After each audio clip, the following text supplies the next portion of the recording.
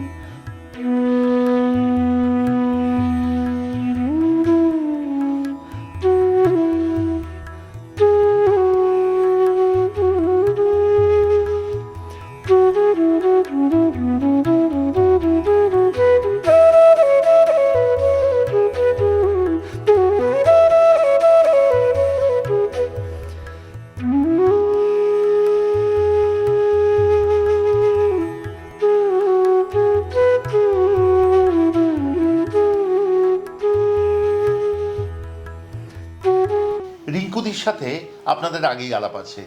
গত পর্বে শিখেছিলাম মাছের ঝালদা। যারা সেই পর্বটি এখনো দেখেননি, আমি অনুরোধ করব অবশ্যই দেখবেন, একটি অনবদ্য রান্না। আজকে যে হাতে মাখা মুসুর শিখব, সেই সম্বন্ধে রিঙ্কুদিকে একটু জিজ্ঞেস করে নেব। দিদি, এই রান্নাটা সম্বন্ধে বলুন। আচ্ছা, এটা আমার মায়ের রান্না। আমার মা ভীষণ অসাধারণ সুন্দর রাঁধুনি ছিলেন। ও সামান্য জিনিসে মা খুব সুন্দর রান্না করতেন। সন্তানের কাছে তার মা তো শ্রেষ্ঠ রাঁধুনি সবার কাছেই।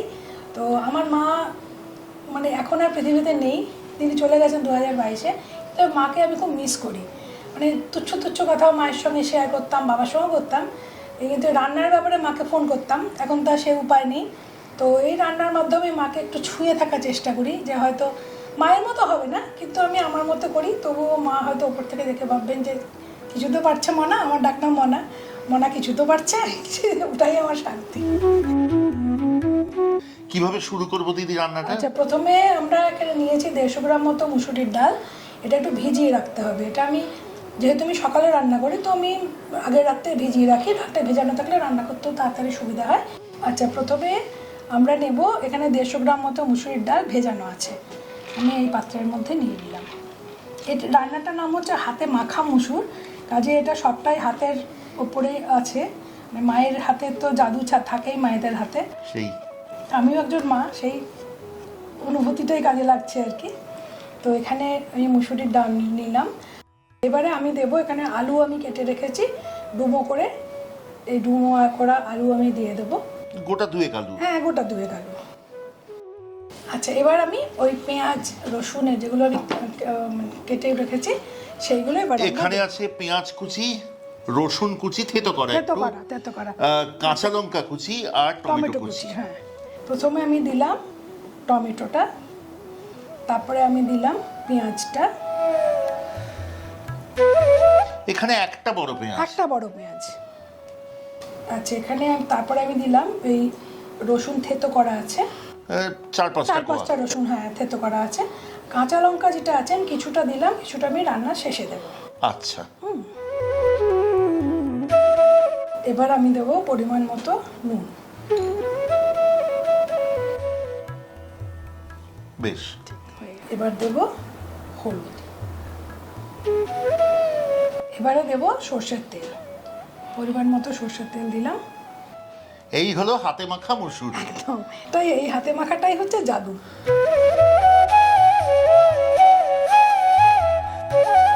দিদি, এরকম অদ্ভুত সুন্দর রান্না আমি কিন্তু কোনোদিনও দেখিনি। এটা এটা জানেন তো, আমাদের স্কুলে যখন পড়তাম, মা তো চাকরি করতেন, তখন মা এইগুলো খুব চটজলদি রান্না, আচ্ছা। মা চটজলদি করতেন, গরম ভাতের উপরে দিয়ে দিতেন, আমরা খেয়ে চলে যেতাম।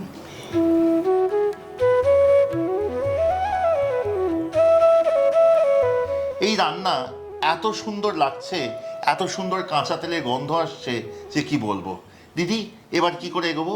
আচ্ছা, এবার আমরা রান্নাটা শুরু করি। হ্যাঁ। তো প্রথমে একটুখানি তেল দিই, সর্ষের তেল। সর্ষের তেল, এবং এই ফাঁকে আমি 2টো ডিম রেখেছি, 2টো ডিম আমরা একটু ফাটিয়ে, একটা অমলেট হবে এটা, ওই অমলেটের জন্য আমি ডিমটা একটু ফাটিয়ে নিই, নুন দিয়ে ডিমটা ফাটিয়ে নিই। আচ্ছা।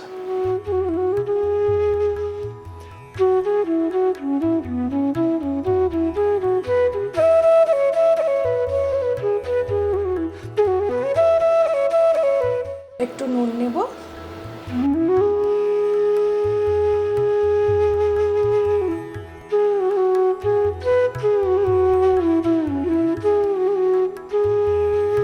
এবার আমরা ডিমটাকে দিয়ে দিই, একটা এটা একটা বড় করে অমলেট হবে।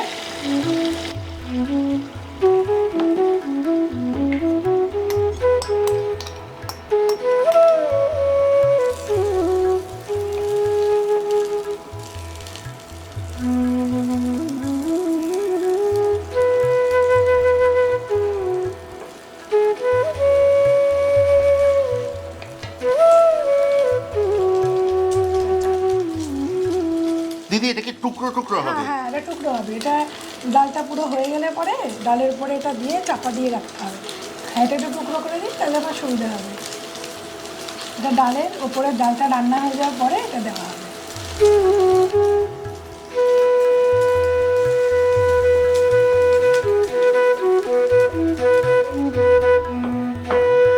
এবার আরেকটু তেল দেবো।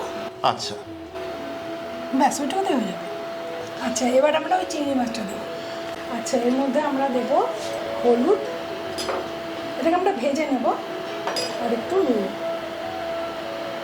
খুব বেশি নুন দেবো না, কারণ ডালে অলরেডি নুন দিয়েছি তো। চিংড়ি মাছটা ভালো করে মেখে নিই নুন হলুদের সঙ্গে, তারপরে এটা আমরা ভেজে নেব। এটা হালকা ভাজা হবে, জাস্ট ওলট পালট, বেশি ভাজা হবে না। হ্যাঁ,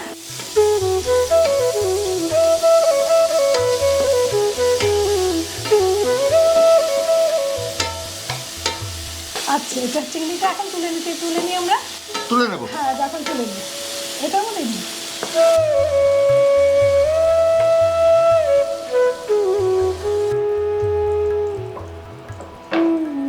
আচ্ছা, এবার আরেকটু তেল দেবো আমরা।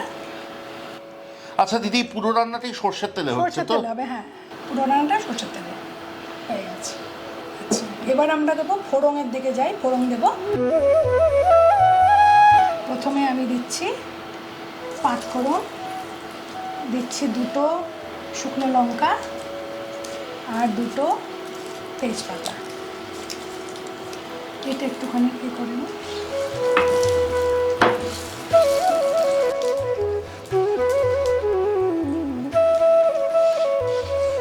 দিদি, ফোড়নের খুব সুগন্ধ বেরিয়েছে। হ্যাঁ, এবার কি করব? এই হাতে মাখা মসুরটা এর মধ্যে দিয়ে দিই। আচ্ছা।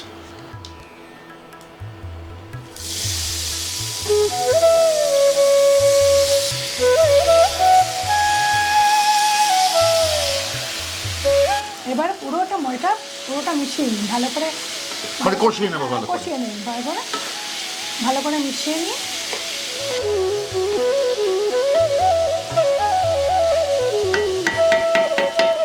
দিদি, ফোড়নের সাথে মিশে গেছে, দারুণ সুন্দর গন্ধ বেরোচ্ছে। এবার আমরা চিংড়িটা মেশাবো। আচ্ছা, এবার মিশিয়ে দিলাম খুব হালকা ভাজা চিংড়ি। আচ্ছা, এবার আমরা চিংড়ির সঙ্গে পুরো জিনিসটাকে মিশিয়ে নিই, ডালটা চিংড়িটা সব একসঙ্গে মিশে যাবে ভালোভাবে।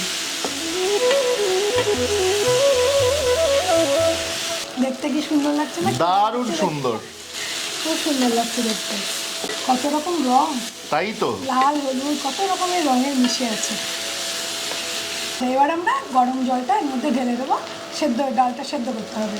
আচ্ছা, জলটা ঢেলে দিই।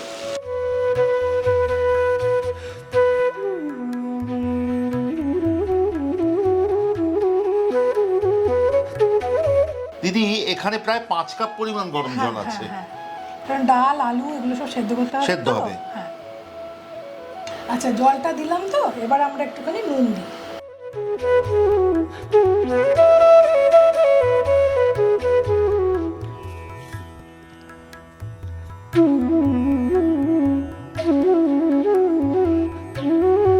এবার এটাকে ঢাকা দিয়ে দিই আমরা, সেদ্ধ।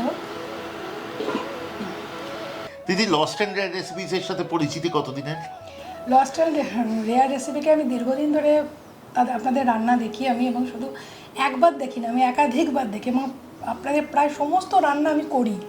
সেটা আমি আমার ফেসবুক পেজে আমি সেটাকে আপনাদের নাম মেনশান করে আমি সেটাকে শেয়ার করি, কারণ আমার খুব রান্নাগুলো ভালো লাগে, এবং আমার কাছে এটা কিন্তু একটা তীর্থক্ষেত্র।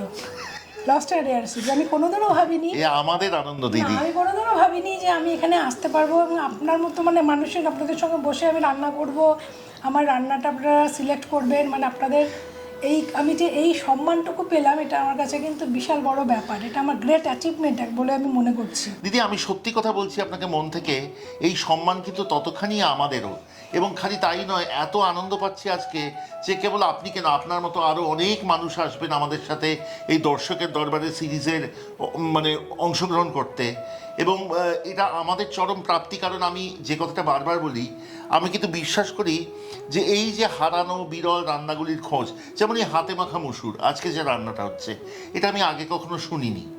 তো এর সন্ধান কেবলমাত্র পাওয়া যাবে বিভিন্ন অলিতে গলিতে বাড়িতে বাড়িতে, যেগুলো হয়তো আমরা অন্যভাবে জানতে পারবো না, চিনতে পারবো না। আজকে যখন আমরা দিদি একটা মঞ্চ পাচ্ছি যেখানে অনেক মানুষকে আমরা আমাদের কথা পৌঁছে দিতে পারছি, সেখানে যখন আমরা ডাকছি যে দর্শকের দরবারেতে আসুন, আপনারা অংশগ্রহণ করুন, আপনার মতো অনেক মানুষ আসছেন, এ আমাদের সত্যিই সবচেয়ে বড় প্রাপ্তি। দিদি এবার রান্নায় ফিরবো। প্রায় মিনিট 10-12 আমরা ফুটিয়েছি কিন্তু রান্নাটা। এবার ঢাকা খুলি। হ্যাঁ, এবার খুলি।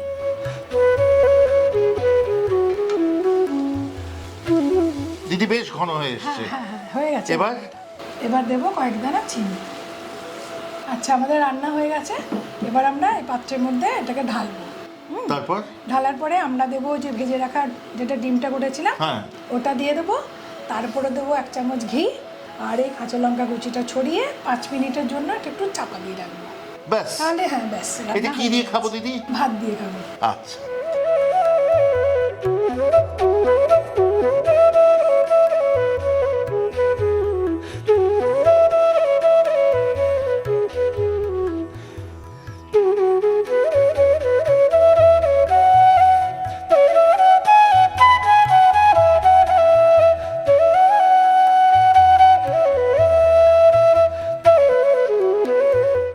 এবার দেবো আমরা 1 চামচ ঘি। মসুর ডালে ঘি কিন্তু খুব ভালো খেতে লাগে। এবার আর এই যে কাঁচা লঙ্কাটুকু ছিল এটা আমরা ছড়িয়ে দিই। কেমন সুন্দর লাগছে দেখুন।